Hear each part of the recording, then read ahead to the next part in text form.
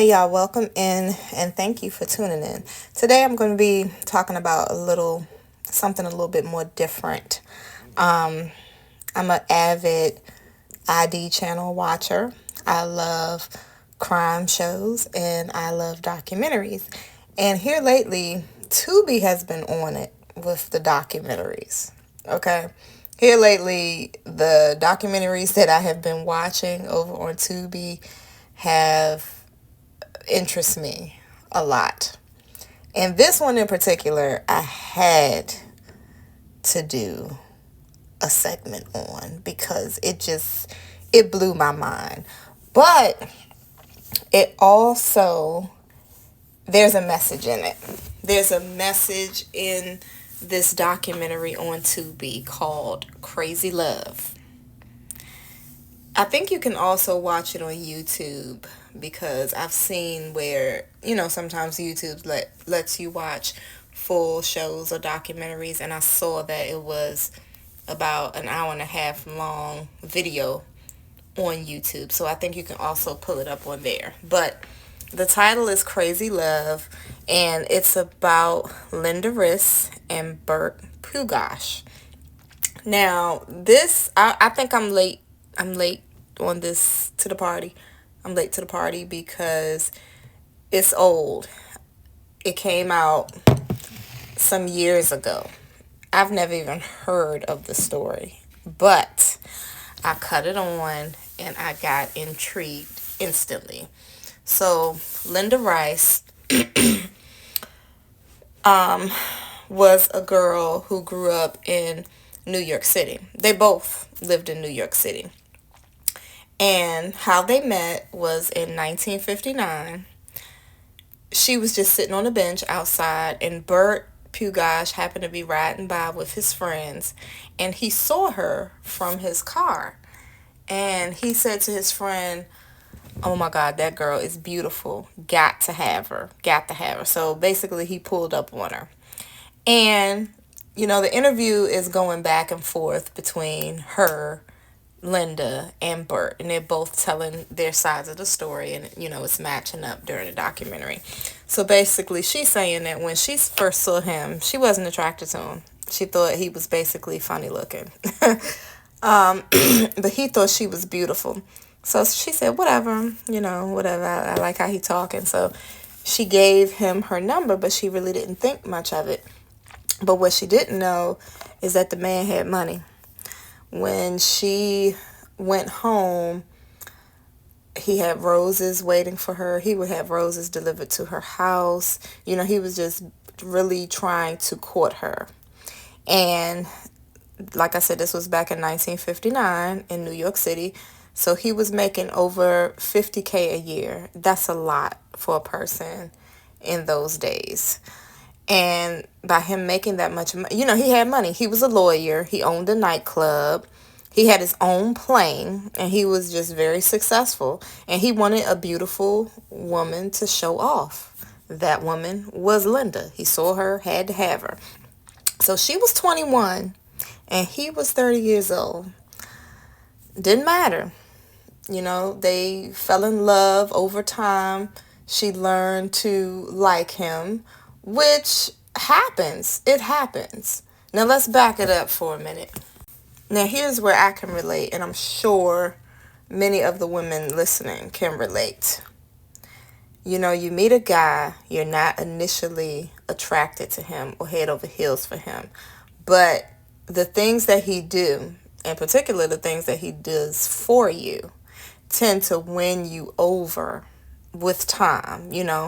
The flowers, the overshowering you with gifts. You can relate. And everybody, don't have to be cute. And even Linda said she had said something to her grandmother. She was like, "Oh, I'm not attracted to him." And she said that her grandmother said, as long as he looked better than the devil, he's a good looking man, or something like that. Her grandma told her that. She said, if he cuter than the devil, he cute enough. That's what she said.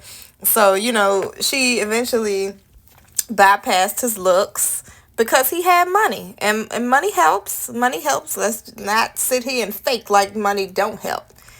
It could be a ugly man, past funny looking. Okay, if he got money, he can make some things happen. And he can get the most beautiful girl on his arm. I'm not even going to go into the examples. You know. So, anyway, I guess he was an older guy. He was 30. She was 21. So, I'm guessing he had game. You know, he was in motion. He had motion out in the streets. Had a nightclub. Had his own plane. You know, so he was basically rich. So, she had never experienced nothing like this before. So, she was gaga over him. All right, some time goes by. She finds out that he was married. Not only married, but married with a kid. He had a daughter. He had a wife. You know, his wife was one of those wives who didn't care what he was doing out in the streets. Again, he had that money. So she probably was looking out for herself and her daughter financially and said, as long as he bringing home that money and he coming home, I don't care what he do. I'm going to get mine. So he had a wife like that so he could run the streets and do what he want to do. But Linda Rice, with her beautiful self, she had standards. And once she found out that he was married and with a kid, she broke it off with him. She said, I don't want to do this. No, you're married. You need to get a divorce. I am not going to sit up here and date a married man.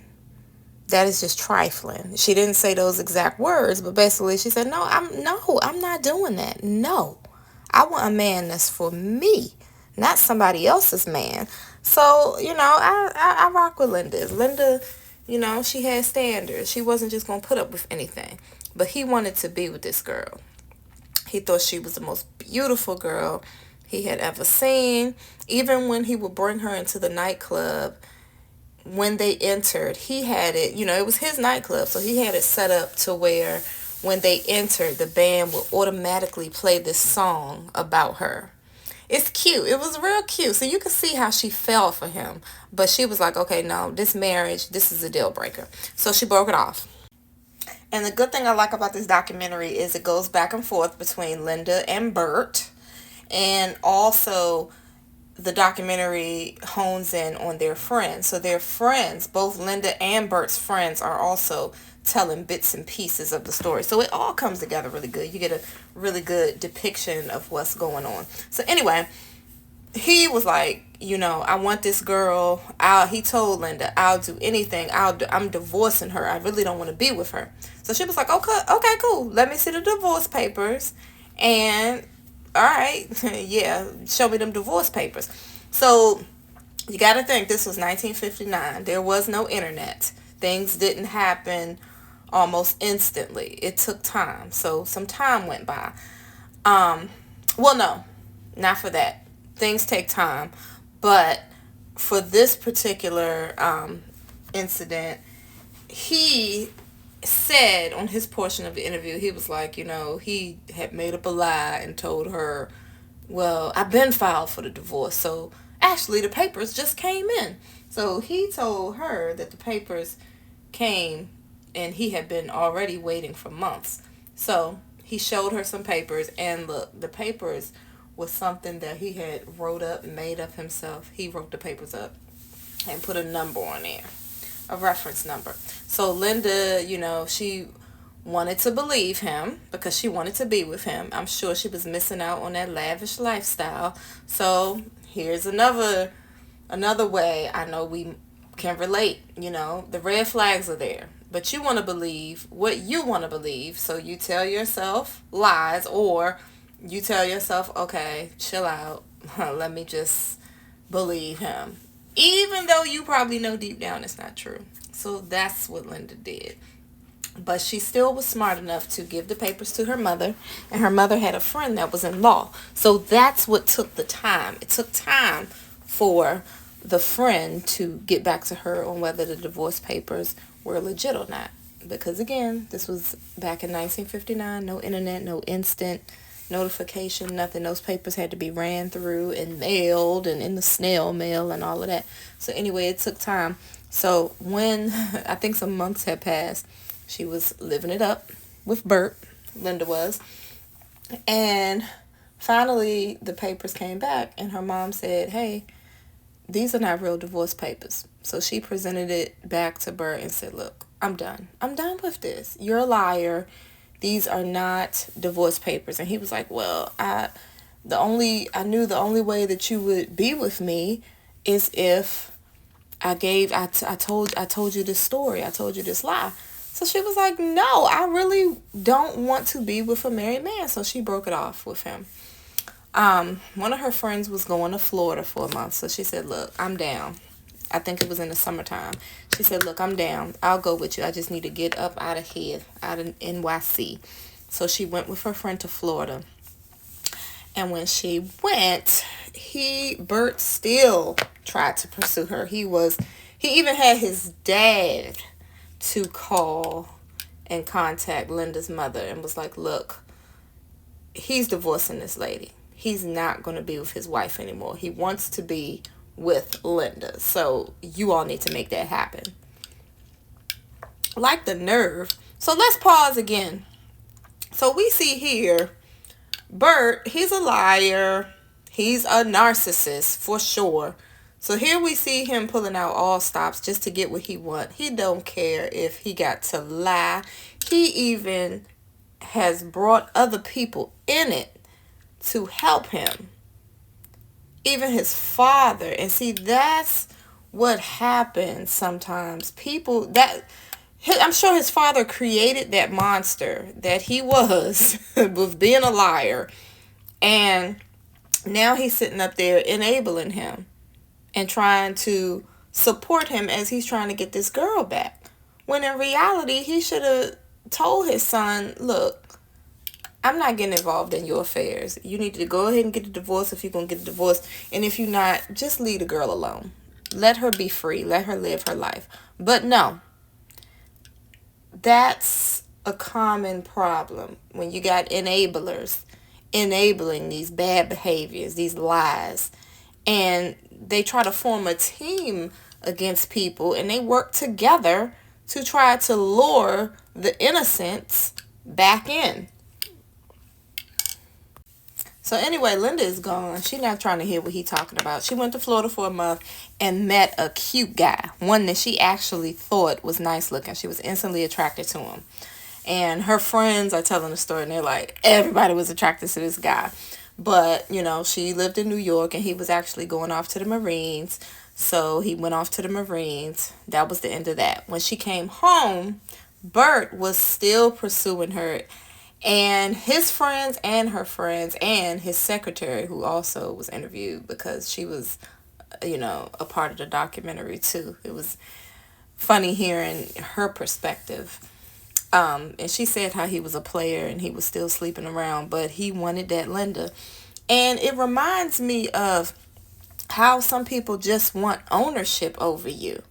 They see a beautiful woman or they see a beautiful person, and it's like they become obsessed, like they have to have you no matter what. Even if their intentions are not good for you, they still have to have you. It's almost like you're a doll, like a China doll, like something that they want to keep in a cabinet on display or something.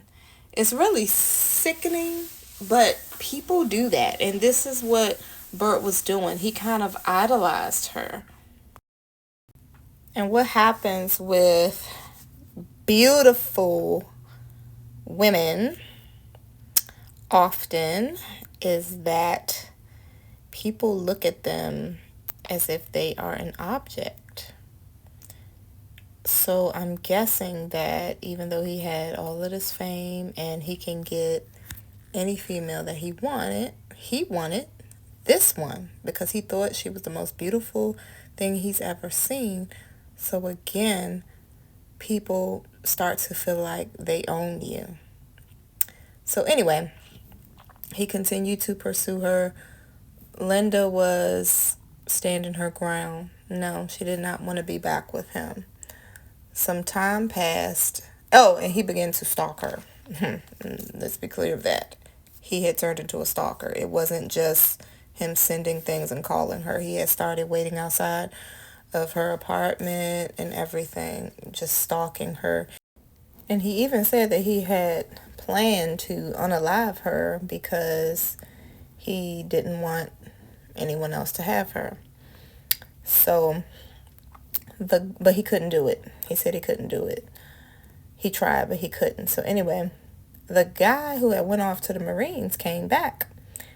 Him and Linda, the one that she met in Florida, the handsome one that she was attracted to, him and Linda had got back together, started going out, and even though he didn't have the money that Bert had, she really, really liked him and fell in love with him. He proposed to her.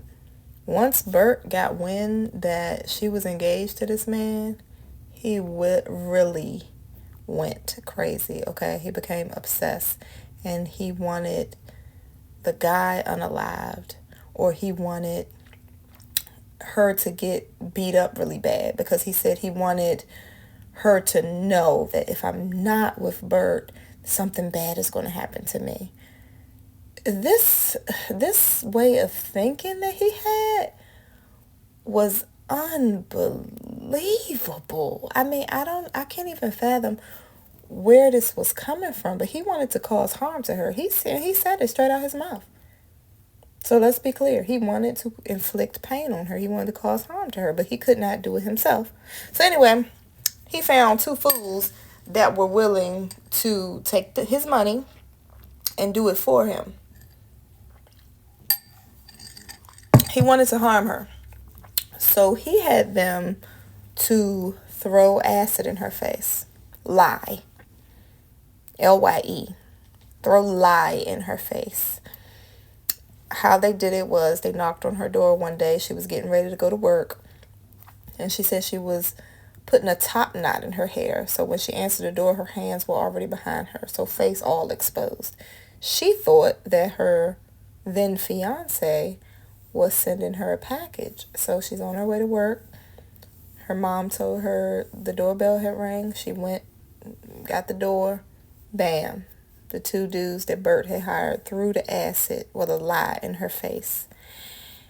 Instantly taking her sight because it got all in her eyes. It traumatized her mom and her grandmother who were there. They were screaming. She was screaming. Ambulance came and got her, rushed her to the hospital. She was blinded, partially blinded instantly. Now, this was all done by Bert. She knew who did it. She told her fiance at the time, I knew, he was out to get me. I don't want you getting caught in the middle of this. But he was like, no, I'm going to stay. I'm going to stick this out with you. But what happened was she got too much public recognition. She was all over the news. She needed expensive surgeries to care for her because now, she had vision issues, and I believe her face was somewhat burnt or disfigured a little bit. Not too much. I've seen some other crime shows where someone has had something thrown in their face to burn it, and it burned their face, like disfigured them. But more so with Linda, it just blinded her. Her face really didn't look, she looked the same. She really didn't get severely disfigured, but I'm sure it was still some burn marks there. But anyway, her treatment got too expensive, so that's when the fiance eventually left and decided that he didn't want to continue the relationship. And she never, felt no bad blood about it because she said, you didn't sign up for this. So he left, and she continued to live her life. One thing about her, not only did Linda have standards, but Linda also was very tenacious, if I'm using that word correctly, because she went on to date. She still lived her life. She dressed fabulously. Now she wore sunglasses to cover her eyes. So now she had fashionable glasses to go with every outfit. And she was pulling them. She still was dating and pulling guys, and they were falling in love with her. because she was very beautiful. And, the blindness did not stop her from living her life. And if I remember correctly from watching it, I believe that she said she could see enough, because I know she had become an artist after she was blind. Even after she was blinded, she became an artist. I think she had some of her vision. One eye was she had lost vision in one eye completely, but in the other eye, she could still see a little bit. So I do think most of the guys that she was dating afterwards didn't even know that she was blind. So there was one guy who she really liked. He liked her. He wanted her to meet his parents, and I think he had proposed, or he was going to propose. I can't really remember. But anyway, her friend gave her the advice and said, I think, he needs to see your eyes before you all take this any further. And she was ready and willing to show him her eyes, but he kind of beat her to the punch, because he popped up on her one day at work. And when she was at work, she wore clear glasses. She didn't wear sunglasses.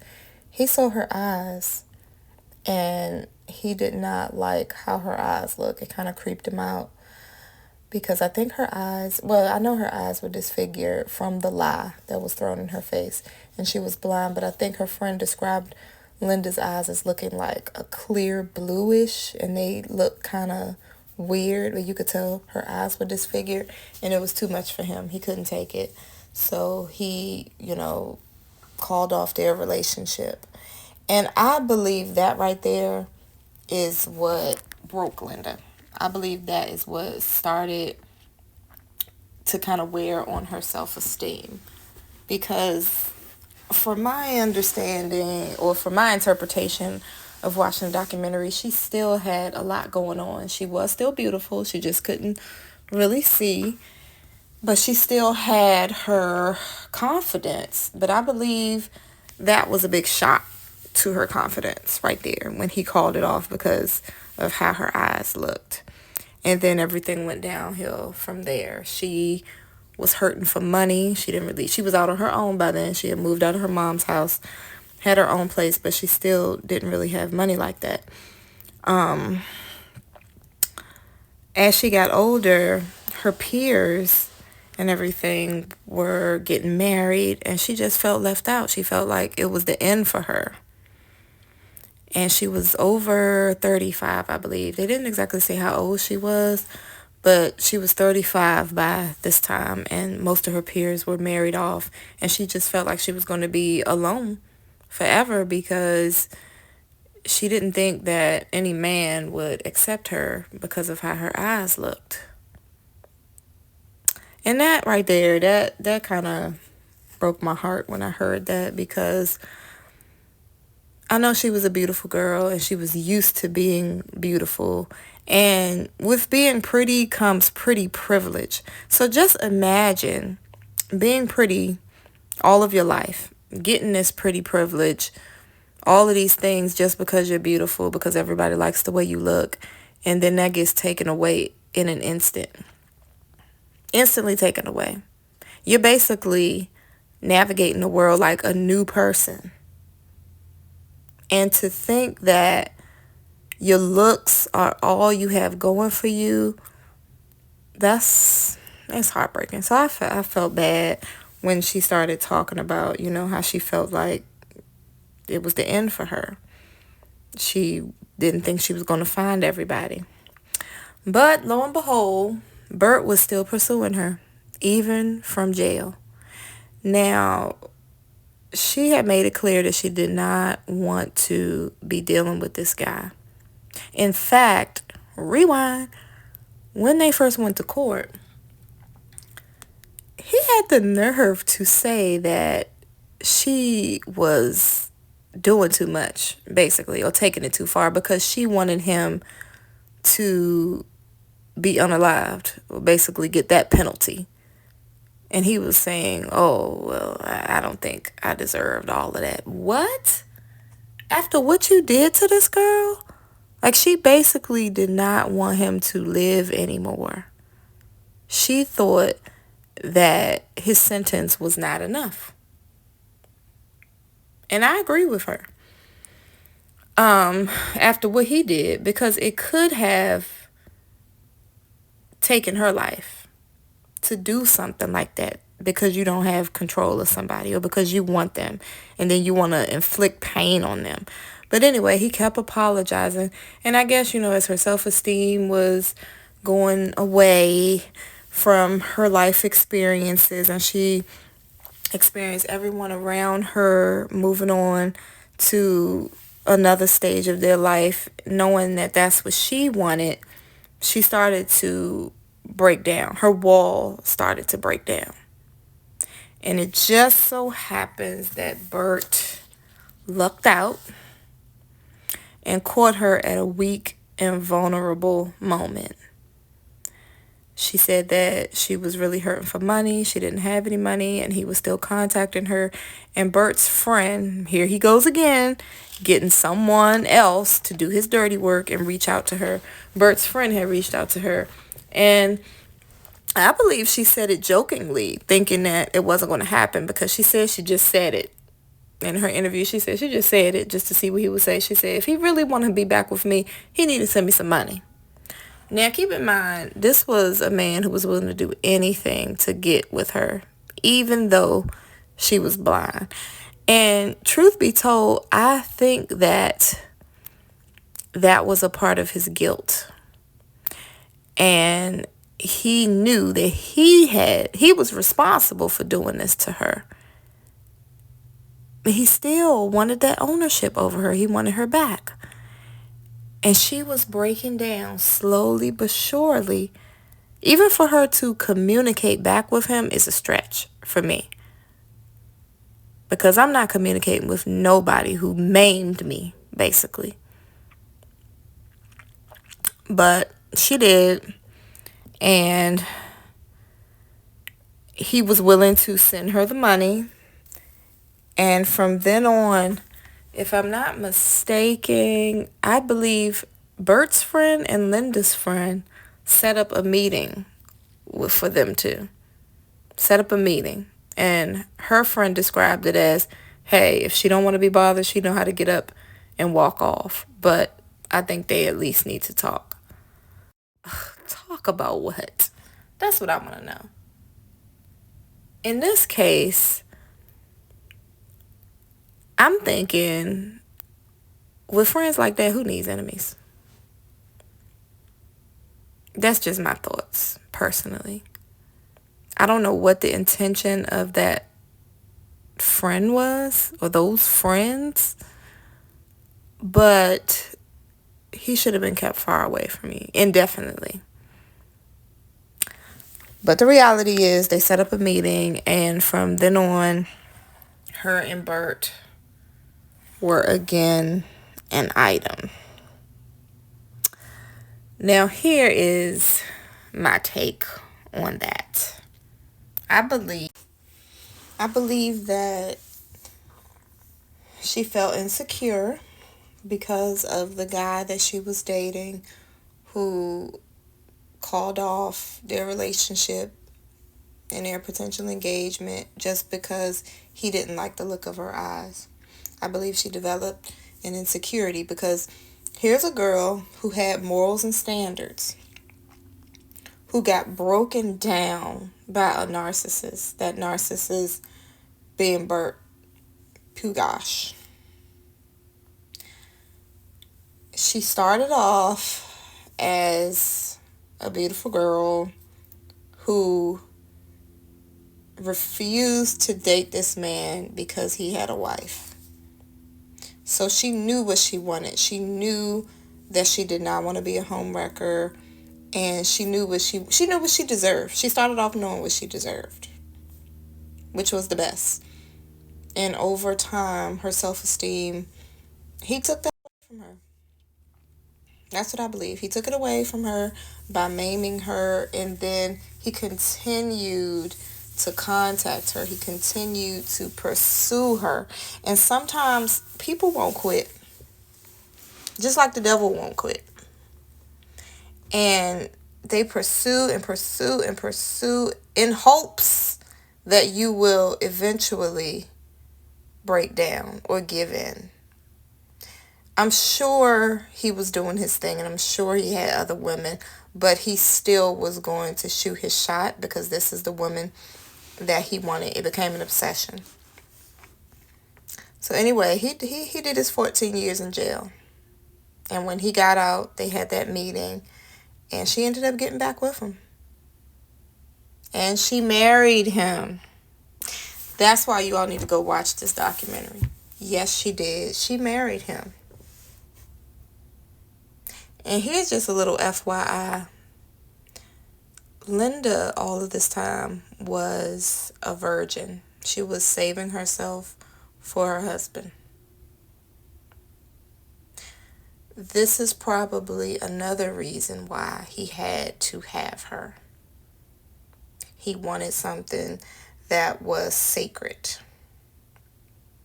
See, when you get into the minds of these people, it's really, really bad, for lack of a better word. It's bad.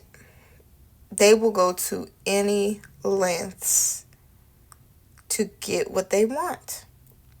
Now, as far as Linda, I think that she should have given herself a chance to meet someone else. Don't go back to someone who was already lucky enough to have you and refused to value you and treat you right while they had the chance. Why are you giving them a second chance? Why are you giving a second chance? And that was a big question during the documentary. And you know what she said? She said she believed that he loved her. But I truly believe that her self-esteem was so low at the time that she believed he was the only man that could love her with the way she looked. That's my opinion.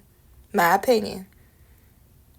Because being shot down by other men because of how you look, yeah, Bird is the one who knew how she looked before the lie was thrown in her face. He's the one that had it done. Oddly enough, sickly enough, but in her head, she probably thought he knew how I looked before the incident, so he still sees me as beautiful. And that's what he said to her, too. He still thought she was beautiful. So imagine feeling like you don't like how you look, but someone is telling you you're beautiful, you're beautiful, you're beautiful. So I truly believe that she thought that this was the only man that she can get, honestly. I think that's why she went back to him. And she said she forgave him. I'm sorry, but there's not that much forgiveness in the world. Personally. I think that I would rather have stayed single. And that's another thing. People glorify marriage and make it their identity. And this was, I guess, in the 1950s, 1960s. I know society was really going off back then about how women should be married. Like it's some type of status symbol. So naturally, she's feeling the pressure. Nobody's going to marry me, especially now because of my looks. But I know this guy really loves me, and he tells me all the time how beautiful I am and how he's obsessed with me. So I know he'll marry me. Now, I'm not putting words in her mouth, but I'm sure that's just my opinion of how I believe she felt and why she was willing to give this person another chance. And that's why I look at Karrueche, and I'm like, I know that's right. We can all learn something for Karrueche. That girl is standing on business. You got somebody who wrote a whole song about you. Residuals. Chris Brown wrote a whole song about that girl. And she's still on mute. Why? Because she's standing on business. She's not giving him another opportunity to play her. You had your shot. And look at Chris Brown and look at Bert. Let me take that back. We're not talking about looks right now. But here's a man who wants a female back who wrote a love song. And here's another man who wants a female back that wants to harm her physically, who got acid thrown in her face. Now, Karrueche will be better off going back to Chris Brown than this woman was going back to Bert, who did this to her. Write me a song any day before you try to maim and disfigure me.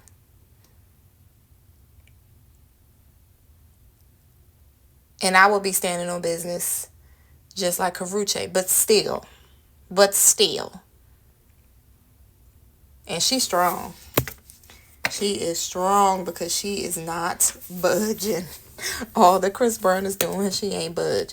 I saw some little rumor this summer that they were spotted together. And I was like, okay. But I never saw any more on that. So I don't know how true it is. But I said that girl got some strong will. But anyway, back to Linda Rice, who is now Linda Pugosh. Linda Pugosh, because she married her Bert. And true narcissistic format, 4 years later, he cheated on her and had a whole affair with another woman. And it came out because he allegedly threatened that woman and told her, you see what I'm capable of. You better not leave me. And she was scared. So, of course, the police, even though Linda couldn't get any protection back then, she said when he first started stalking her, she said, I think he's going to do something to me. And the police didn't listen. But now this is a new sensation. They're into the story. So when this woman went to the law, they jumped right on it. And guess where Linda was? Right by her man's side, defending him. She even was a character witness in court, testifying of how good this man was, how he would never hurt anybody. Lies. Clearly he hurt you. But anyway, in a court of law, it got dismissed. He was dismissed of charges. This man, let me say something. Just go watch the documentary. It is a true depiction of how someone can get into your life and break you down. I mean, look at how this all transpired. They're both deceased now because, like I said, I'm late to the game. This story, I believe, this documentary came out, I think it came out in the 90s, if I'm not mistaken, but I'm just now catching on to it, so I'm a little late. But anyway, they were grown, back in the late 50s. So they're both deceased now. But when they were alive, they were something else.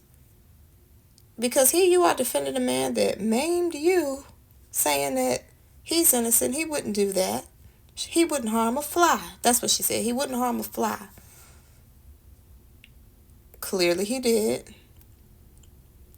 And then you see how her whole demeanor and her moral stature just changes because of this man. Because then they were doing an interview with her at the court when she was defending him, and she said, "Oh, please, how many of you, this is what men do. How many of you men have been in situations like this? Come on now, let's be for real. All husbands have an affair. It's just that you don't get caught." So here was a woman who didn't even believe in being with a married man, and now you are that woman that man is married to, and you're okay with him having an affair with another woman and possibly trying to do to her what he did to you. So I believe he got into this woman's mind. He did get into that woman's mind and groomed her See how people will groom you to get you where they want you so they can have you? Now, he did all of this to get this woman and still cheat on her. That's another common thing that happens. Unattractive people attach themselves to highly attractive people, but they still gonna do them. They think that gives them some type of status, and then they get greedy. They want more. So he got who he thought was the most beautiful woman he ever seen. He got her, married her after all he had done, and he still felt the need to cheat on her. If this documentary isn't a lesson, I don't know what is. You can't let people in and allow them to shift your way of thinking, control you, and mess your mind up. Because she got to a point where anything could fly with her. And that's exactly where he wanted her. And it's too bad that all of those unfortunate incidents had to happen for it to get to that point. But had she walked away in the beginning, maybe things wouldn't have gotten so bad. I don't know. This man seemed like he laid eyes on her and he was not going to let up. I wonder if there were any red flags there in the beginning. But all I can say is you got to go with your gut. She wasn't attracted to him in the beginning. Maybe she should have just said, nope, the attraction's not there, and walked away. Who knows? But anyway, check it out. Crazy Love on Tubi. Let me know what you think of it in the comments. And if you don't watch it and you just listen to my take on it, also let me know what you think in the comments. What do you think? Do you think she went back? Do you really think that's crazy love? This ain't the crazy love that Brian McKnight was singing about. I tell you that much. Do you think this was love? And I'm not being judgmental, and I don't think that all things could have been prevented, because clearly Bert was who he was, and probably him spotting her would have been all that he needed to become obsessed with her. Maybe if she had never given him a shot, he still would have pursued her until she did. But I think what we can learn from this documentary is that when people are operating with a "if I can't have you, nobody can" spirit or energy, that's not love. That's obsession and manipulation and ownership. You are not anybody's to own. Not even your parents. They were the vessel who brought you into this world, but you belong to God and no one else. You don't even belong to yourself, because when you pass away, that's it. So I think that women can learn that obsession and obsessive acts are not acts of love. When people love you, they love you enough to let you go. So if someone is not letting you go when it suits you best, because he should have wanted to see her happy. If not with him, he knew he was married. He was being greedy. He knew he had a whole wife. A level-headed person would have said, okay, I really love this girl. Yeah, I think she's beautiful, but she deserves better. She does. She deserves a man who's not already married, and I need to get my ish together. But he didn't do that. He said, nope, got to have her. And who knows? Maybe he was undiagnosed and dealing with his own mental health issues, because when you listen to the interview, his secretary even talks about how he had become obsessed and he would sing about her and cry, and he tried to unalive himself when he learned that she was with someone else. It gets deep. It gets deep. I wish that type of, quote, love on no one. On no one. But it is a true depiction of how people wiggle their way into your life, and they will not stop until you conform. She conformed. A woman who believed in marriage and believed in having her own relationship morphed into a woman who was okay with her husband having multiple affairs on her. As long as he stayed with her, that's all that made her happy. Why? Because he worked on their self-esteem. And I truly stick by the fact that I think she thought she couldn't get anybody else, which is very untrue, because I'm sure there was someone out there who would have seen past her disfigurement. But anyway, check it out. Crazy Love on Tubi. Y'all be safe.